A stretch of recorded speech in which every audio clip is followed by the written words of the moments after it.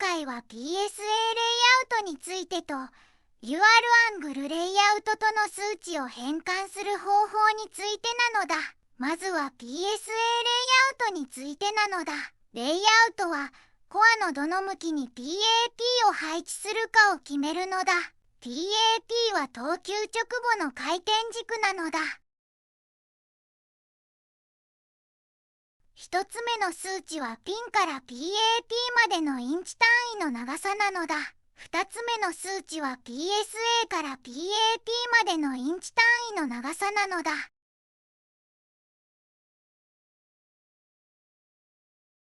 PAP はこの二つの円が交差する点なのだ。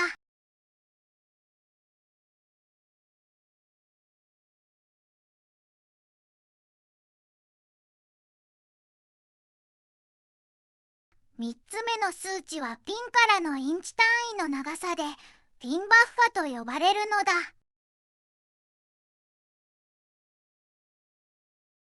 PAP からピンバッファの円に接する線がバーティカルアクシスラインなのだ。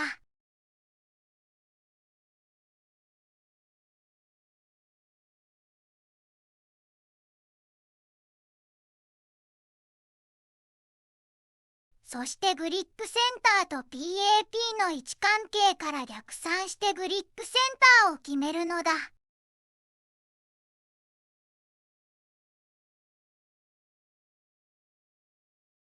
PSA レイアウトとデュアルアングルレイアウトの数値の変換についてなのだ。ルールでボールの周囲の長さは約27インチと決まっているのだ。まずドリル角 A と PSA から PAP までの長さ Y の関係を見ていくのだ。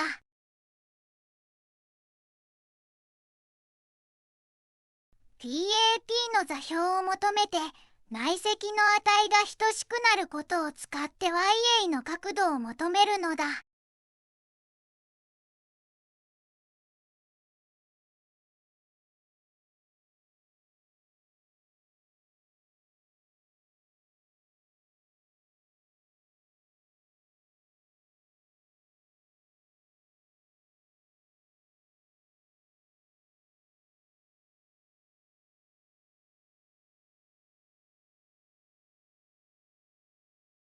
YA の角度からこの長さ Y を求めるのだ。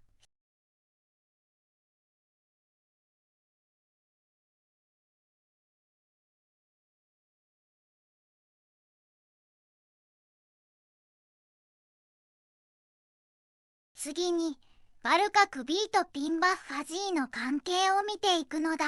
バーティカルアクシスライン、ピンと PAP を結ぶ線、ピンからバーティカルアクシスラインの接点に引いた線で球面三角形を考えるのだ。すると球面三角形の正弦定理からピンバッファの弧に対応する角度 GA がわかり、ピンバッファ長 G がわかるのだ。まとめるとこうなるのだ。